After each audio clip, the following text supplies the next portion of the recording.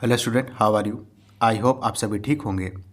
तो बेटा, हमारी जो सीरीज़ चल रही है मिशन 3000, उसके अंदर केमिस्ट्री के सेक्शन में आज हम आपके सामने ऑर्गेनिक केमिस्ट्री लेकर हाजिर हैं। उसके बेसिकली एमसीक्यू। मेक श्योर हूँ कि आपने ये चैप्टर पहले अच्छे से थरली पढ़ लिया हो, तभी ये सारे क्वेश्चंस लगाएं और तभी ये सारे क्वेश्चंस आपको फ़ायदा भी करेंगे।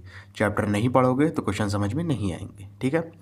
मैं अभी कोई भी ऐसी वन शॉट टाइप वीडियो नहीं बना रहा हूँ, तो मैं आपको अपने चैनल पे ऐसा कोई कंटेंट सजेस्ट नहीं करूँगा और प्रेजेंट है भी नहीं।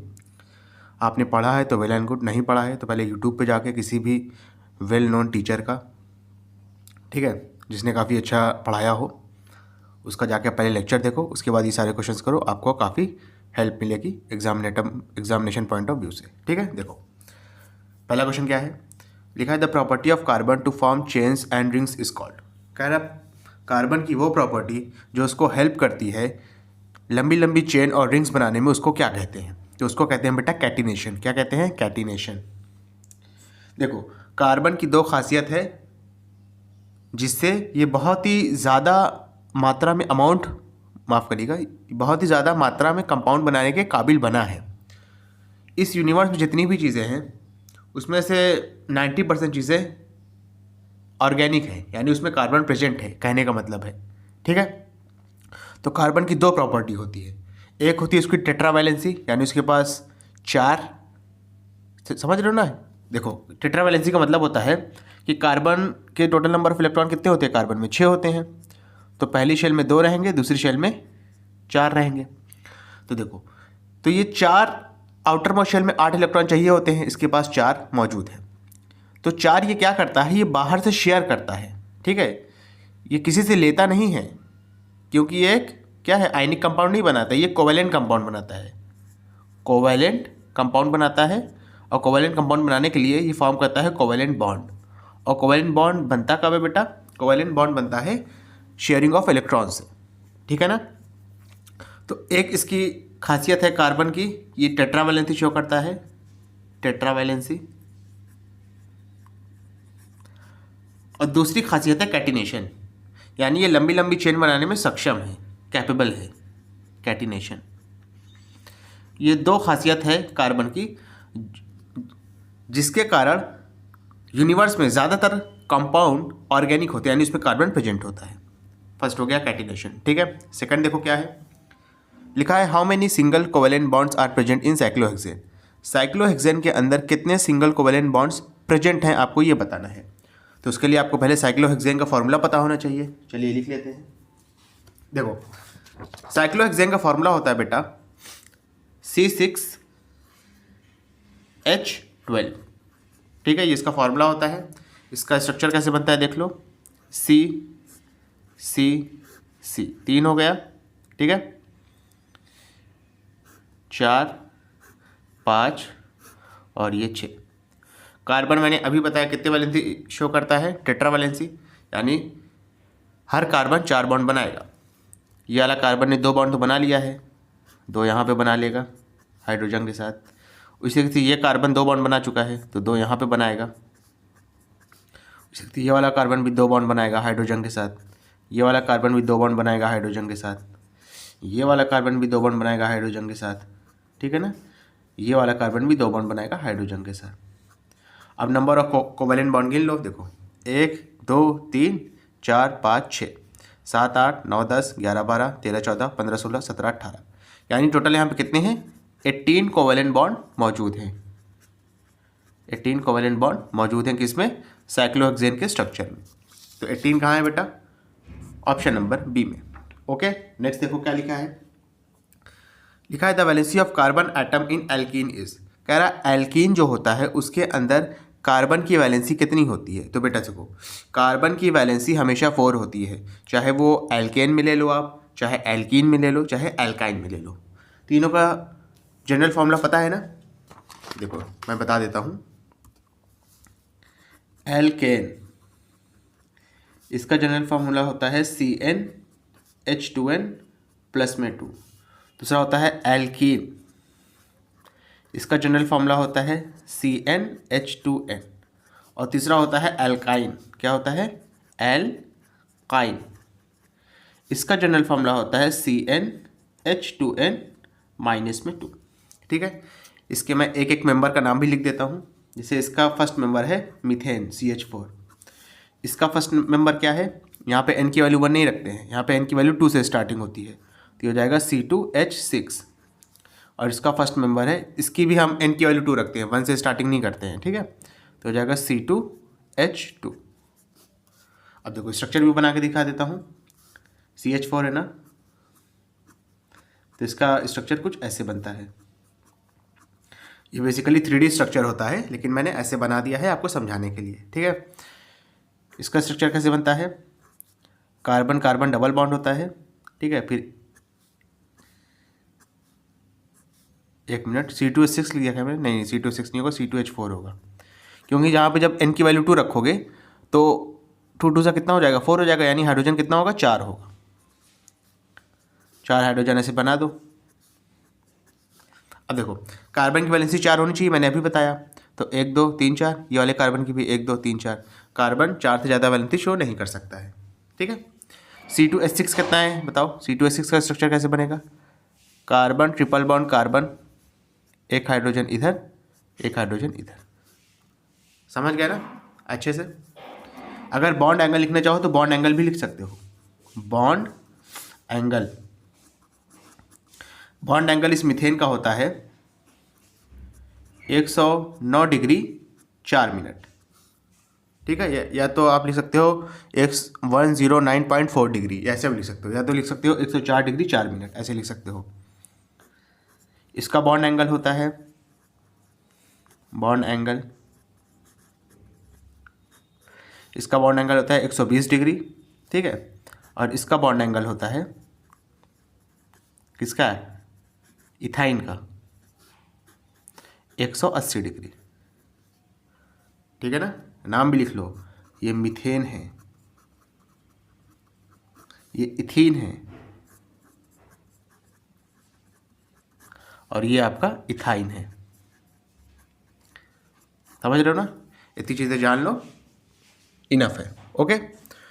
तो वही चीज़ है, यहाँ पे पूछ रहा था कि एल्कीन में कार्बन की वैलेंसी कितनी होती है, ठीक है। तो कार्बन की वैलेंसी हमेशा फिक्स होती है 4, चाहे एल्केन लो, चाहे एल्कीन लो, चाहे एल्काइन लो।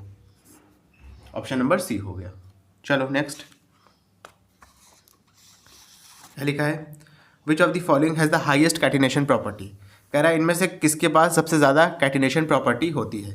तो आग बंद करके कार्बन, कार्बन के पास सबसे ज़्यादा कैटिनेशन प्रॉपर्टी है। यही रीज़न है कि इस यूनिवर्स में 90% कंपाउंड, या समझ लो 99% कंपाउंड ऑर्गेनिक होते हैं, यानी उसमें कार्बन प्रेजेंट होता है। सेकंड क्या है, सॉरी 5th नंबर क्वेश्चन लिखा था, hydrocarbon 2 methyl butane is an isomer of. 2 methyl butane किसका आइसोमर है, आपको ये बताना है। तो फर्स्ट ऑफ ऑल आपको इस आइसोमर का मतलब पता होना चाहिए। आइसोमर ऐसे कंपाउंड को कहते हैं जिनका फार्मूला सेम होता है, यानी मॉलिक्यूलर फार्मूला सेम होता है, लेकिन स्ट्रक्चरल फार्मूला डिफरेंट होता है, ठीक है।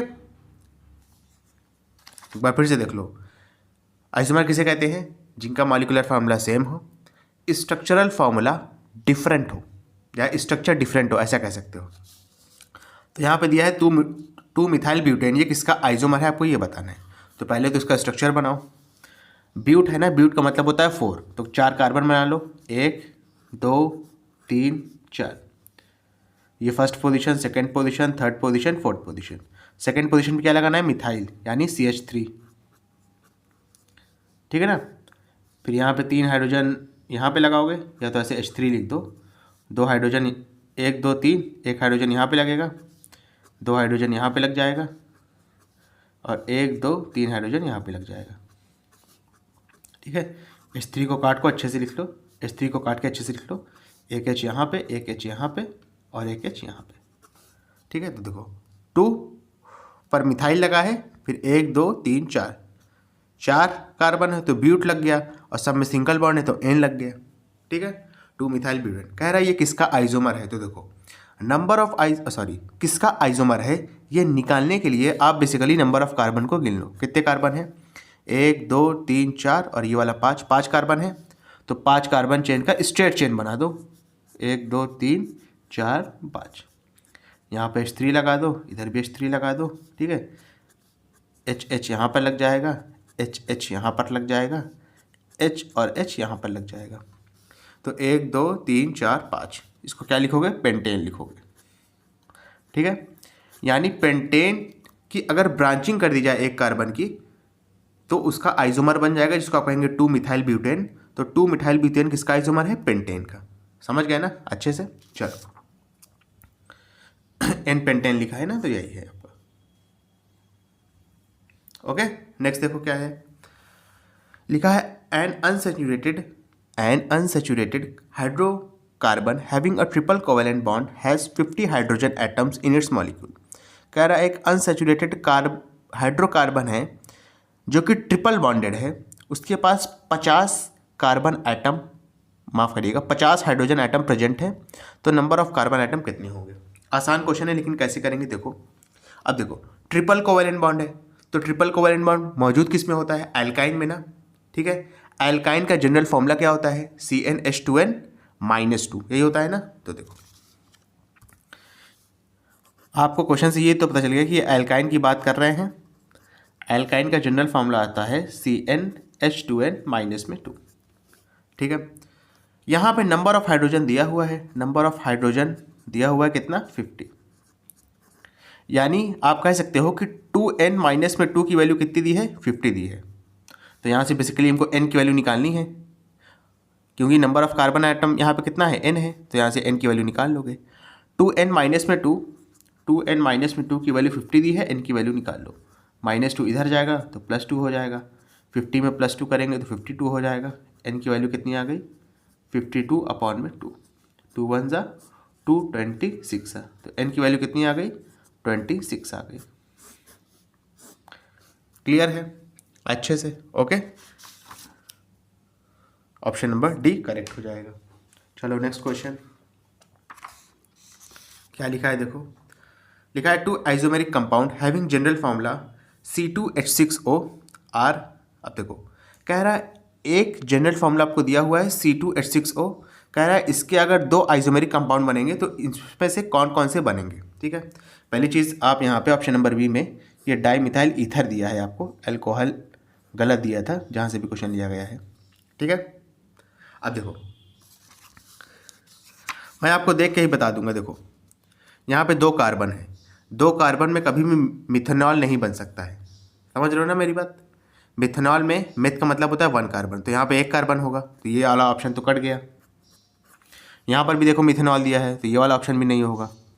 यहाँ पर इथाइल अल्कोहल और डाईमिथाइल ईथर दिया है, तो इसको बनाने की कोशिश करते हैं। अगर ये दोनों बन गया तो यही वाला आपका आंसर सही हो जाएगा। क्या दिया है? C2H6O, C2H6O। अब देखो इथाइल अल्कोहल होता है आपका C2H5OH। अच्छा गिन लो, यहाँ पे कार्बन 2, हाइड्रोजन यहाँ पर 6 है, 5 और 1 6 है, 1 ऑक्सीजन। डाईमिथाइल ईथर होता है CH3OCH3। ठीक है, तो देखो 2 कार्बन 3 और 3 6 हाइड्रोजन, 1 ऑक्सीजन। ठीक है, समझ गए? इसका स्ट्रक्चर बना दूं क्या? चलो अच्छा बना देता हूँ, देखो कोई दिक्कत वाली बात नहीं है। ये हो जाएगा CH3CH2OH इसका स्ट्रक्चर, और इसका स्ट्रक्चर तो ये खुद ही है। आप अलग अलग करके बना लेना, यहाँ पर कुछ नहीं करना है। कार्बन में 3 डंडी खींच देना, सब तरफ हाइड्रोजन जोड़ देना। ये वाले कार्बन पे 2 डंडी खींच देना, यानी बॉन्ड, उस पर हाइड्रोजन जोड़ देना। ऑक्सीजन के साथ 1 डंडी खींच के हाइड्रोजन जोड़ देना। इसमें भी ऐसा ही करना है। ठीक है, यानी ये वाला आपका ऑप्शन आपका सही हो जाएगा। ये है आपका इथाइल अल्कोहल, और ये क्या है आपका? Dimethyl ether. ठीक है, इसके एक और नाम भी दे सकते हैं। क्या दे सकते हैं बताओ? इसका नॉमेनक्लेचर पढ़ा है ना ईथर का, इसे आप लिख सकते हो मिथॉक्सी मीथेन।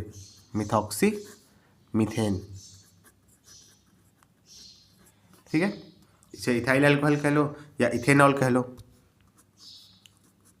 इथेनॉल। ओके, चलिए नेक्स्ट क्या दिया है? लिखा है among this 3 compounds which contain a carbonyl group.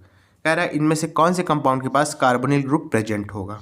तो देखो बेटा, आई डोंट नो ये ऑप्शन सही दिया है कि नहीं, लेकिन इस ऑप्शन के हिसाब से इसके 2 आंसर होने चाहिए। कौन कौन से मैं बता देता हूँ। C4H8O2 दिया है आपको, C4H8O दिया है। ठीक है, देखो कोई दिक्कत वाली बात नहीं है। 1 मिनट, देखो C4H8O2, अगर आप इसका स्ट्रक्चर बनाओगे ना C4H8O2 का, मैं बना देता हूँ C4H8O2, तो इसको आप बना सकते हो। कार्बोनिल ग्रुप पता है ना, कार्बोनिल ग्रुप कहते हैं, यहाँ पे लिख लो C डबल बॉन्ड O को। जिसमें आपका C double bond O present होगा उसको आप कहेंगे कार्बोनिल ग्रुप। क्या कहेंगे बेटा? Carbonyl group. ठीक है, देखो C4H8O2 का स्ट्रक्चर कैसे बनेगा? CH3 बन गया, ठीक है, फिर CH2 CH2, 3 कार्बन हो गए, फिर C लिखा आपने, डबल बॉन्ड O लिखा और H लिखा। 1 2 3 4 कार्बन, 2 ऑक्सीजन और 8 हाइड्रोजन है, गिन लो। 3 2 5 5 2 7 7 1 8। तो ये है आपका ब्यूटेनोइक एसिड। क्या है? ब्यूटेनोइक एसिड, कार्बोक्सिलिक एसिड है बेसिकली ये। और ऑप्शन नंबर सी देखोगे जब आप, C4H8O, ये हो जाएगा ब्यूटेनल। लिख देता हूँ CH3 CH2 CH2 C double bond O और H। ये आपका क्या है? ये वाला ग्रुप कौन सा है? CHO group. CHO ग्रुप को क्या कहते हैं? एल्डिहाइड कहते हैं, तो इसका नाम क्या पड़ेगा? ब्यूटेनल। तो इस गिवन ऑप्शन के हिसाब से इसके 2 आंसर होने चाहिए। आपको जो लगाना है लगा दो, मैं दोनों लगाने जा रहा हूँ। ऑप्शन नंबर ए भी सही है, ऑप्शन नंबर सी भी सही है। ओके, नेक्स्ट कंपाउंड देखो, लिखा है एसिटिलीन। एसिटिलीन का मतलब, एसिटिलीन बेसिकली C2H2 को कहते हैं, लिखा भी हुआ है यहाँ पे, यानी ये एल्काइन है। और एल्काइन में मैंने अभी बताया था कि बॉन्ड एंगल कितना होता है? 180 डिग्री का होता है। Option number A. ओके, चलो नेक्स्ट क्या लिखा है? The structure of methane is. Methane का स्ट्रक्चर बेटा 3 डायमेंशनल होता है। ठीक है, मैंने पेपर में भले 1 डायमेंशन में दिखा दिया हो, लेकिन इसका स्ट्रक्चर 3 डायमेंशन होता है। देख लो कैसे होता है। अगर पेपर में बनाओगे तो ऐसे बनाओगे कुछ, ठीक है। मीथेन को आप मार्श गैस भी कहते हो, चाहे लिख लो, मीथेन भी कह सकते हो, / मार्श गैस भी कहते हैं, ठीक है। अच्छा, इसका स्ट्रक्चर बेसिकली कैसा होता है देख लो, कुछ नहीं है, 1 कार्बन यहाँ पे, 1 हाइड्रोजन यहाँ पे, ठीक है। 1 हाइड्रोजन आपका बिलो द प्लेन होता है और 1 हाइड्रोजन आपका अबव द प्लेन होता है। Below the plane, above the plane समझ पा रहे हो ना? देखो कैसे, जैसे मिसाल के तौर पे ये आपका पेपर है, ठीक है, दिखाई दे रहा है ना? मान लो ये आपका पेपर है, बीच में कार्बन बैठा है मान लो यहाँ पे, ठीक है। 1 हाइड्रोजन यहाँ बना है, 1 हाइड्रोजन यहाँ पर बना है, ये हो गया। तो 1 हाइड्रोजन जो है इस प्लेन के ऊपर रहेगा, ठीक है, और 1 हाइड्रोजन जो है इस प्लेन के नीचे रहेगा, यानी इस साइड से, नीचे के साइड, देखो आ रहा है ना, नीचे के साइड रहेगा, और 1 हाइड्रोजन ऊपर के साइड रहेगा। समझ रहे हो ना? तो इसको कहते हैं 3 डायमेंशनल स्ट्रक्चर ऑफ मीथेन। समझ गए ना? ये असलियत में ऐसा होता है, पेपर में तो हम ऐसे बना देते हैं, लेकिन रियलिटी में ये ऐसा होता है। 2 हाइड्रोजन कार्बन के साथ प्लेन में होते हैं, एक अबव द प्लेन होता है, एक बिलो द प्लेन होता है, ठीक है। नेक्स्ट देखो क्या है, लिखा है what is the next higher homologue of methanol. Methanol का इसके आगे वाली हायर होमोलॉग क्या होगा? यानी CH3, यानी 1 कार्बन इसमें और जोड़ेंगे तो क्या होगा? नेक्स्ट होमोलॉग का मतलब यही होता है कि 1 कार्बन जोड़ दो, ठीक है। और देखो 1 कार्बन हम नहीं जोड़ते, बेसिकली CH2 जोड़ते हैं। देखो ये मेथनॉल है, इसका नेक्स्ट क्या हो जाएगा? इथेनॉल। इथेनॉल क्या होता है आपका? इथेनॉल होता है CH3 CH2OH, यही होता है इथेनॉल। अगर इसका नेक्स्ट होमोलॉग मांगेंगे तो क्या हो जाएगा? CH3 CH2 CH2OH, और ये क्या हो जाएगा? ये हो जाएगा प्रोपेनॉल। समझ रहे हो ना? ये वाला ऑप्शन कहाँ मौजूद है देख लो, ऑप्शन नंबर बी में है। नेक्स्ट होमोलॉग मांगेगा, कुछ नहीं करना है, CH3 के बाद बस आप CH2 जोड़ देना और स्ट्रक्चर सेम रहेगा, ठीक है। नेक्स्ट देखो क्या है, the organic compound having a triple carbon carbon covalent bond is. कह रहा है इनमें से किसके पास कार्बन कार्बन ट्रिपल बॉन्ड है? तो कुछ नहीं करना है, देखो एल्काइन का जनरल फॉर्मूला याद है ना, अभी बताया था, CnH2n-2, CnH2n-2 होता है। n की वैल्यू 3 रखो, देखो क्या बनेगा, n की वैल्यू 3 रख दो, ये हो जाएगा C3, 2 3 = 6, 2 3 = 6, माइनस में 2, तो हो जाएगा C3H4। कौन से फॉर्मूले में मौजूद है देख लो, C3H4 ऑप्शन नंबर ए में मौजूद है, ठीक है। C3H6 आपका क्या हो जाएगा? एल्कीन हो जाएगा, ठीक है, यानी डबल बॉन्ड। C3H8 क्या हो जाएगा? एल्केन हो जाएगा, यानी सिंगल बॉन्ड। C4H8 क्या हो जाएगा? ये भी एल्केन हो जाएगा, यानी सिंगल बॉन्ड। ठीक है, स्ट्रक्चर बना के देखना चाहो तो देख लेना।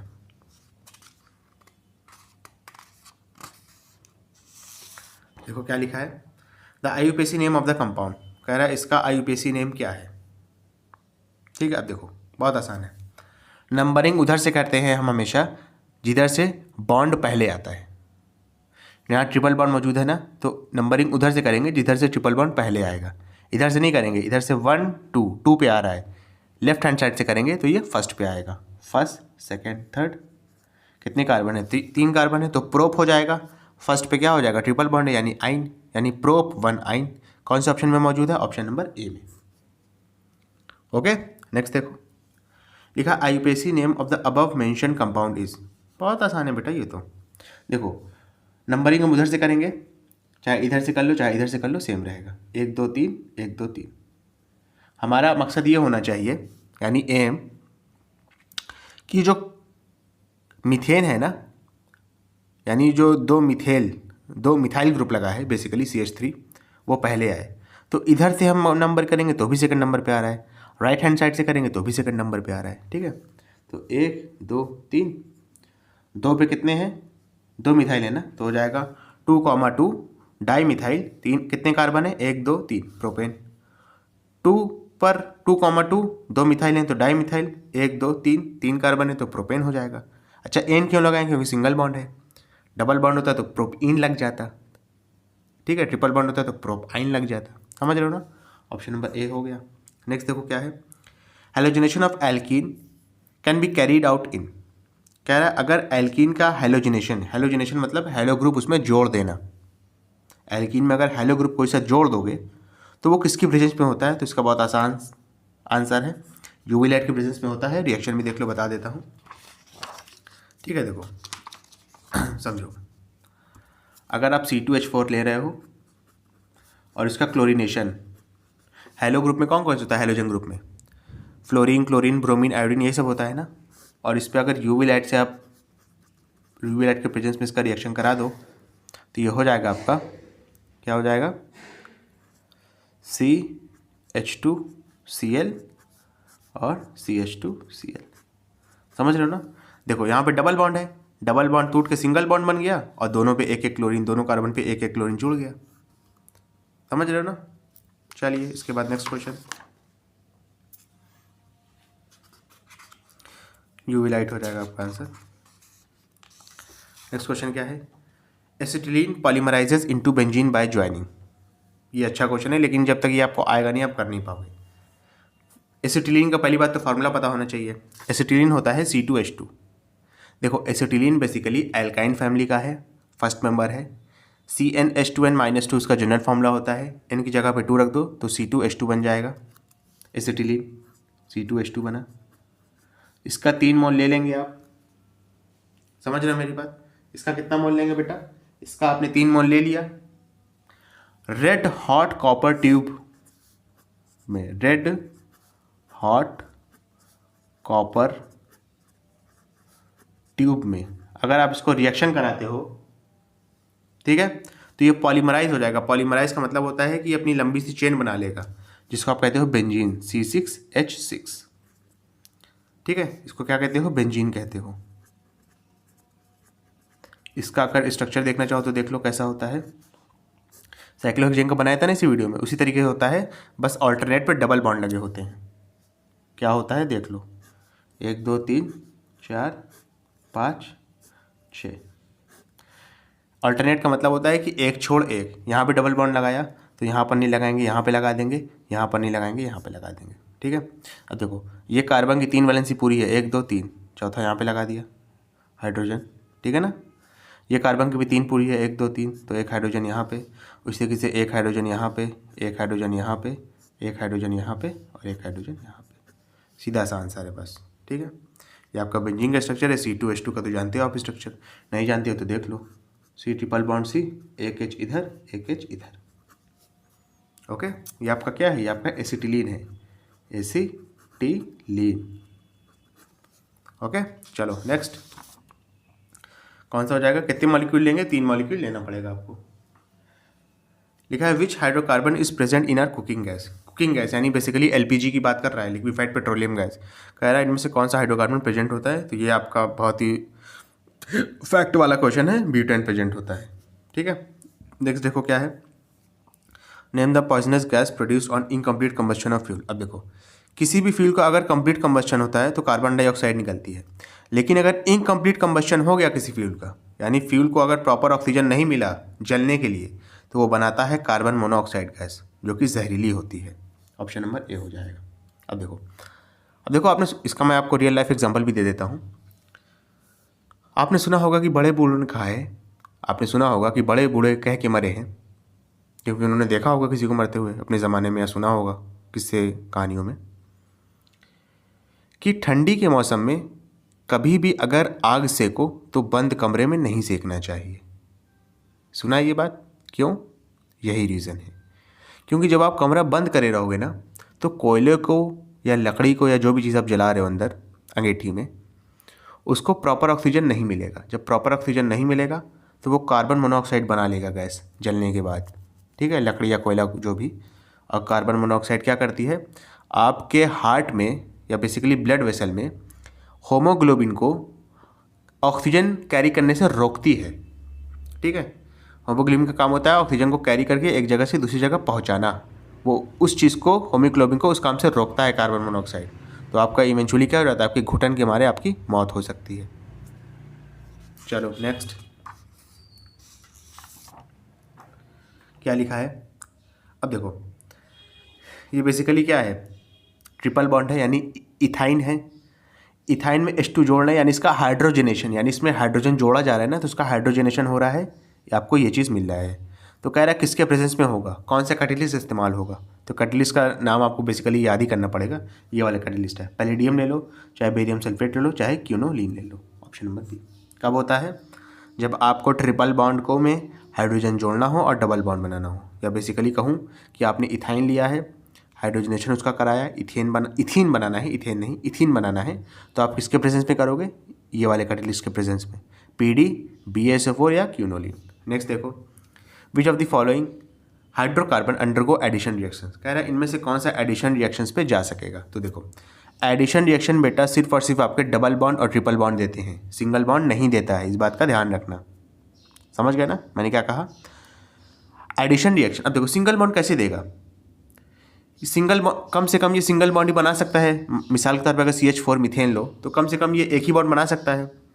तो इसमें आप और चीज़ें कहाँ जोड़ पाओगे, जोड़ ही नहीं पाओगे। अच्छा, इसमें जुड़ कब सकता है कोई चीज़, एक हाइड्रोजन को हटा के। और जब किसी चीज़ को हम हटा के रिएक्शन कराते हैं तो उसको कहते हैं सब्स्टिट्यूशन रिएक्शन। क्या कहते हैं, substitution reaction, substitution reaction.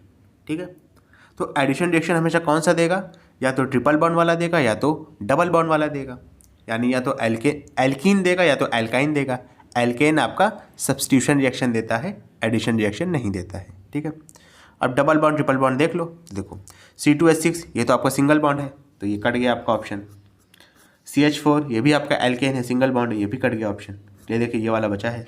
C3H6 ये डबल बॉन्ड है यानी एल्कीन है, और C2H2 ये आपका ट्रिपल बॉन्ड है यानी एल्काइन है। ऑप्शन नंबर ए हो जाएगा। ओके, चलो नेक्स्ट देखो बेटा क्या कह रहा है, कॉलम 1 क्या है, major component of methylated and rectified spirit. Rectified spirit और मिथाइलेटेड का मेजर कंपोनेंट है ये, तो इसका आंसर होगा बेसिकली ये इथाइल अल्कोहल जो है वो रेक्टिफाइड स्प्रिट में भी पाया जाता है और मिथाइलेटेड में भी पाया जाता है। ये मिथाइलेटेड के आगे भी कुछ लिखा होना था, आई डोंट नो क्या लिखा है यहाँ पे। ठीक है, फिलहाल फर्स्ट का फोर्थ हो जाएगा। फर्स्ट का फोर्थ कौन से ऑप्शन में है, ऑप्शन नंबर ए में है, ऑप्शन नंबर बी में है, तो सी वाला तो पहले ही कट गया। अब देखो क्या लिखा है, वाटर इंसॉल्युबल इंसेक्टिसाइड। इंसेक्टिसाइड पता है ना, हम अपनी फसलों में यानी किसान लोग फसल को कीड़ों से बचाने के लिए उस पर कुछ केमिकल डालते हैं, जो कि कीड़े क्या करते हैं, या तो फसल में रहते हैं तो मर जाते हैं, यानी अगर फसल के आसपास है तो मर जाएंगे, या तो उन केमिकल की वजह से फसल के पास आते ही नहीं है। ठीक है, तो कह रहा है ऐसा इंसेक्टिसाइड जो वाटर में इनसॉल्युबल हो, तो ये आपका बेसिकली है नैप्थेलीन। तो सेकंड का क्या हो जाएगा, फर्स्ट हो जाएगा। सेकंड का फर्स्ट कौन सा ऑप्शन में है, दोनों ऑप्शन में। चलो ठीक है, थर्ड देखते हैं, पार्शियल हाइड्रोजनेशन ऑफ एसिटिलीन।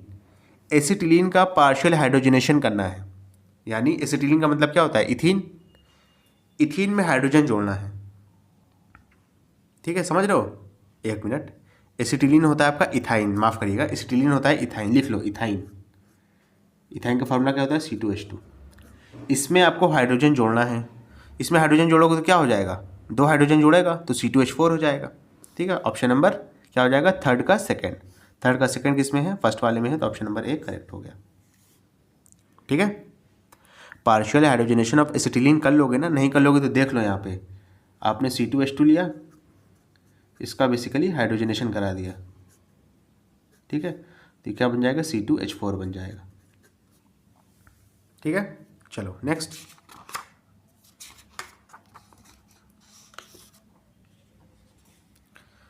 अब देखो CO यानी कार्बन मोनोऑक्साइड में अगर हाइड्रोजन गैस जोड़ेंगे निकिल के प्रेजेंस में और 300 डिग्री सेल्सियस पे अगर रिएक्शन कराएंगे तो हमको A मिलेगा और साथ में वाटर मिलेगा। तो कह रहा है A क्या है? तो सिंपल सी रिएक्शन है, A यहाँ पे आपका मीथेन है, CH4, ठीक है। रिएक्शन देखो कंप्लीट लिख देता हूँ यहाँ पे, सॉरी, CO प्लस में H2 will give out methane plus में वाटर, ठीक है। अब देखो हाइड्रोजन को बैलेंस करना होगा बेसिकली, यहाँ पे 6 हाइड्रोजन है प्रोडक्ट साइड, यहाँ पे 2 हैं, यहाँ पे 3 लगा दोगे तो 6 हो जाएंगे, ठीक है। ऑप्शन नंबर ए आ जाएगा। ये सारी चीज़ें फैक्चुअल हैं, आपको पता होगा तभी आप कर पाओगे, ठीक है। नेक्स्ट देखो क्या है, a functional group is an atom or group of atom that defines the structure of organic compound which of the following is the correct suffix of mentioned example. कह रहा फंक्शनल ग्रुप जो है या तो एक एटम होता है या तो ग्रुप ऑफ एटम होता है जो कि ऑर्गेनिक कंपाउंड के स्ट्रक्चर को डिफाइन करता है। तो कह रहा है इनमें से कौन सा करेक्ट सफिक्स है। सफिक्स का मतलब जो नाम के पीछे लगता है, ठीक है। ऑर्गेनिक कंपाउंड के जो नाम के पीछे लगता है उसको सफिक्स कहते हैं, जो नाम के आगे लगता है उसको प्रीफिक्स कहते हैं। तो कह रहा है इनमें से कौन सा करेक्ट है। तो देखो डाई मिथाइल ईथर, इसका बगैर आपको स्ट्रक्चर बनाए मैं नहीं बता पाऊंगा, स्ट्रक्चर बना देता हूँ फिर बताता हूँ। डाई मिथाइल का स्ट्रक्चर ये हो जाएगा CH3O CH3। क्यू का यानी फॉर्मल्डिहाइड का स्ट्रक्चर ये हो जाएगा HC double bond OH। Methyl alcohol का स्ट्रक्चर हो जाएगा CH3OH। तो देखो ये डाई मिथाइल ईथर है, इसका जो हम जब इसका नामीकरण यानी IUPAC के हिसाब से जब इसका नॉमेनक्लेचर करते हैं तो इसका नाम पड़ता है मिथॉक्सी मीथेन। क्या पड़ता है? Methoxy methane. इसका जब नामीकरण करते हैं तो इसका नाम पड़ेगा आपका, एक कार्बन है ना तो हो जाएगा मिथेनल। एल्डिहाइड है तो नल हो जाएगा। इसका क्या हो जाएगा? मिथेनॉल। देखो कौन सा करेक्ट है। कह रहा है डाईमिथाइल ईथर का कीटो इसमें ग्रुप प्रेजेंट है, तो कीटो तो है ही नहीं बेटा। कौन सा ग्रुप प्रेजेंट है डाईमिथाइल ईथर में? ईथर ग्रुप प्रेजेंट है। ईथर ग्रुप को कहते हैं ऑक्सी, OXY ऑक्सी, ठीक है। तो ये वाला तो गलत हो गया। और कह रहा है ओन है तो गलत है ये वाला, फर्स्ट वाला। सेकंड क्या है? फॉर्मल्डिहाइड में एल्डिहाइड ग्रुप प्रेजेंट है, बिल्कुल एल्डिहाइड ग्रुप प्रेजेंट है। सफिक्स अल लग रही है तो देखो यहाँ पे सफिक्स अल लग रही है तो ये करेक्ट है आपका। मिथाइल अल्कोहल देख लेते हैं। अल्कोहल ग्रुप है OH है लेकिन ऑक्सी नहीं लगता है। ऑक्सी के बजाय क्या लगता है? ऑल लगता है, OL ऑल, ठीक है। तो ये वाला भी करेक्ट है, तो माफ़ करिएगा रॉन्ग है, ठीक है। क्योंकि ऑक्सी के बजाय सफिक्स क्या लगना था? ऑल लगना था यहाँ पे। समझ में आ रहा है ना? तो क्यू वाला सिर्फ करेक्ट है, ओनली क्यू। चलो next,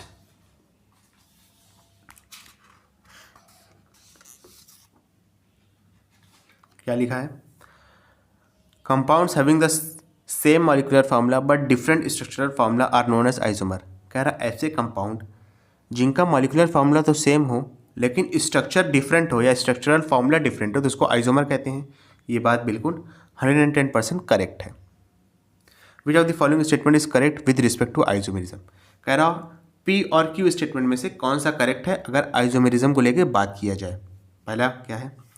main cause of isomerism is the difference in the mode of linking of atom and different arrangement of atom. तो ये बिल्कुल सही है। कह रहा आइसोमेरिज्म का मेन कारण ये है कि जब हम एटम की लिंकिंग यानी जहाँ पे हमको एटम को जोड़ना है या एटम के डिफरेंट अरेंजमेंट की वजह से आइसोमेरिज्म होता है। तो ये बात बिल्कुल करेक्ट है, मैं आपको अभी एक एग्जांपल के जरिए समझाऊंगा। सेकंड क्या है? Isomer have same physical and chemical property. तो ये बात बिल्कुल गलत है। किसी केस में हो भी सकती है लेकिन हर केस में हो ये ज़रूरी नहीं है, ठीक है। तो क्यू वाला गलत है। क्यों गलत है मैं आपको स्ट्रक्चर बताने जा रहा हूँ, उसकी हेल्प से आप समझ जाओगे। जैसे देखो जैसे अगर मैं एक स्ट्रक्चरल फार्मूला ले लूँ या एक जनरल फार्मूला ले लूँ C2H6O, इसके मैं 2 आइसोमर बताने जा रहा हूँ, ठीक है।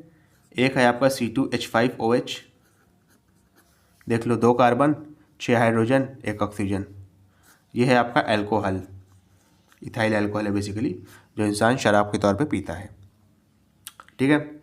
नेक्स्ट क्या है CH3OCH3, ये है आपका मेथॉक्सी मीथेन, बेसिकली ईथर है ये, मेथॉक्सी मीथेन, इसका नाम ये क्या है आपका ईथर है, और इसका नाम क्या है, या तो इथेनॉल कह लो या इथाइल अल्कोहल कह लो, कुछ भी कह लो, इथेनॉल ही कह लो, इथेनॉल, ठीक है। तो देखो ये तो अल्कोहल ग्रुप का है और ये आपका ईथर ग्रुप का है, तो क्या दोनों की फिजिकल और केमिकल प्रॉपर्टी सेम होगी? जब आपके फंक्शनल ग्रुप ही बदल गए तो उनकी फिजिकल और केमिकल प्रॉपर्टी सेम नहीं होगी, ठीक है। इस वजह से जो है मैंने सेकंड स्टेटमेंट काट दिया है, लेकिन फर्स्ट वाला स्टेटमेंट सही है, समझ रहे हो ना। अब देखो यहाँ पे ऑक्सीजन को जब हाइड्रोजन के साथ जोड़ा है तो यहाँ पे क्या बन गया आपका, यहाँ पे बन गया है अल्कोहल, और जब ऑक्सीजन को 2 कार्बन के बीच में जोड़ दिया है तो यहाँ पे ईथर बन गया, ठीक है। तो सिर्फ और सिर्फ पी स्टेटमेंट करेक्ट है, ओनली पी, समझ गए अच्छे से। चलो नेक्स्ट क्वेश्चन देखो क्या लिखा है, लिखा है student name the given compound in 4 different ways labelled as WXYZ, find the correct name of the following compound. ये तो आसान क्वेश्चन है बेटा, देखो कैसे करोगे समझो। कह रहा है स्टूडेंट ने 4 तरीके से इसका नाम दिया है, ये वाले कंपाउंड का कौन सा करेक्ट स्टेट नाम है। तो हमको 4 नाम में जाना ही नहीं है, हम बस अपना नॉमेनक्लेचर के हिसाब से, IUPAC नॉमेनक्लेचर के हिसाब से इसका नामीकरण कर देंगे, ठीक है, वही करेक्ट होगा। अब देखो नंबरिंग कहाँ से करेंगे बेटा, नंबरिंग हम उधर से करेंगे जहाँ से फंक्शनल ग्रुप पहले आता हो। फंक्शनल ग्रुप कहाँ से पहले आ रहा है, यहाँ से आ रहा है ना। और फिर हम एक चीज़ देखेंगे कि ये है आपका इथाइल ग्रुप C2H5 और ये है मिथाइल ग्रुप, ये कौन सा है, इथाइल ग्रुप है, और ये है आपका मिथाइल ग्रुप। अच्छा M और E में पहले कौन आता है, मिथाइल में M आ रहा है सबसे पहले, इथाइल में E आ रहा है, ठीक है। तो E आता है ना अल्फ़ाबेटिकली, तो हम नंबरिंग उधर से करेंगे जहाँ से इथाइल पहले आ रहा हो, यानी इधर से। फंक्शनल ग्रुप को भी देखते हैं, लेकिन फंक्शनल ग्रुप से भी पहले इस चीज़ को देखते हैं, इस बात का ध्यान रखना, ठीक है।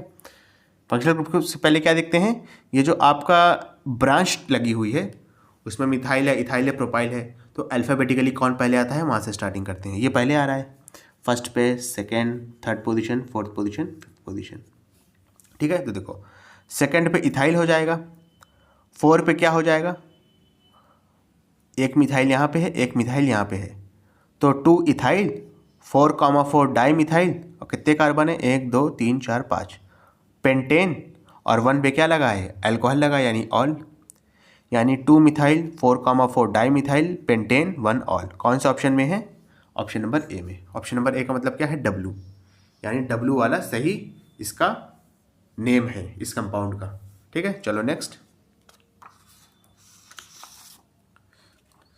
देखो क्या लिखा है, लिखा है in a class 3 test tubes labelled as A, B, C were presented each of a student was asked to identify the test tube as alkane, alkene, alkyne।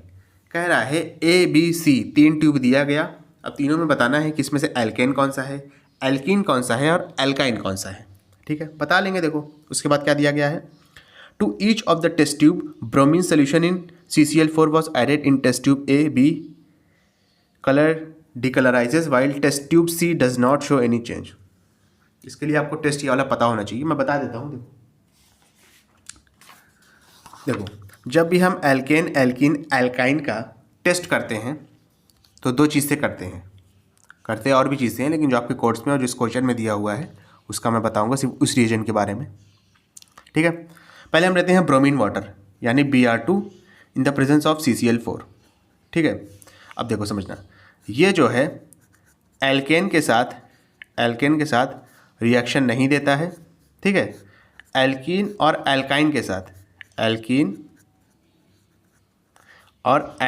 साथ क्या करता है, इन दोनों के सोल्यूशन को ये डीकलराइज कर देता है, यानी इसका जो भी कलर होगा उसको फेड कर देगा, उसका कलर चला जाएगा, decolourise.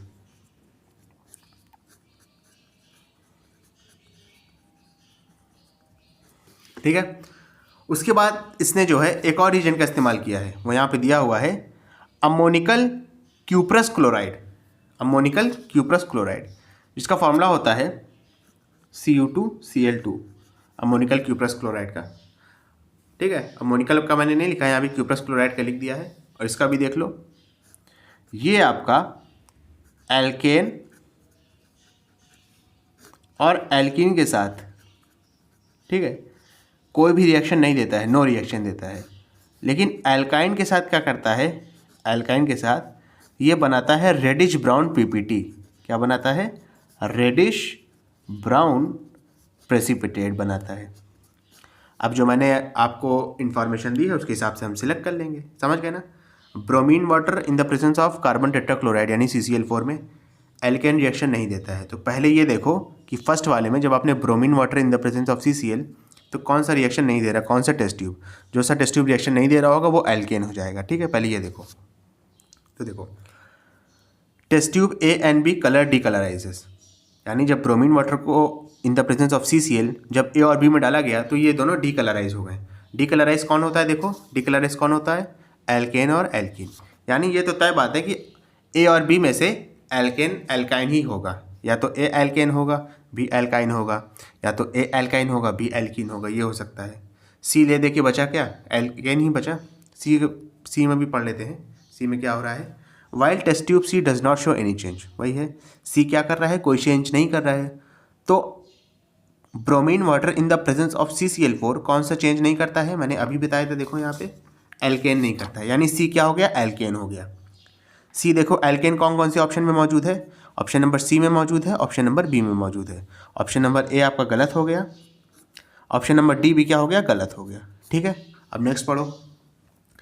Further again few drops of ammoniacal cuprous chloride was added, उसके पास अमोनिकल क्यूप्रस क्लोराइड जोड़ा गया। अब देखो अमोनिकल क्यूप्रस क्लोराइड कहाँ पे रिएक्शन नहीं देता है, एल्केन और एल्कीन में नहीं देता है, एल्काइन में रेडिश ब्राउन पीपीटी बनाता है।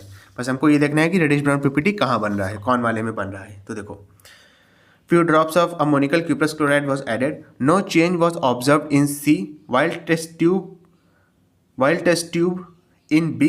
अब देखो कह रहा C में कोई से चेंज नहीं हुआ है, तो C तो ऑलरेडी एल्केन हो गया है, मैं बता चुका हूँ। और देखो एल्केन में कोई भी चेंज नहीं होता है, एल्केन में कोई भी चेंज नहीं होता है, यानी C तो पक्का हो गया है।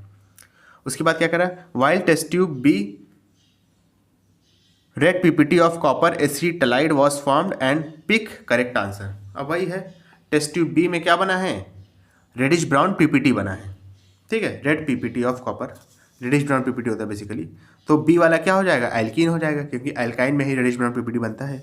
B वाला एल्काइन कहाँ मौजूद है, option number B alkyne, option number B alkyne ये वाले में मौजूद है, यहाँ पे एल्कीन है। तो ये आपका ये भी रॉन्ग हो गया, ये वाला आपका करेक्ट हो गया। ओके, चलिए ये लास्ट क्वेश्चन था। स्टूडेंट अगर आपको वीडियो पसंद है तो इसको लाइक करें, कमेंट करें, शेयर करें, और इस वीडियो को उन बच्चों तक ज़रूर पहुँचाएं जो एग्ज़ाम की तैयारी कर रहे हैं। Thank you.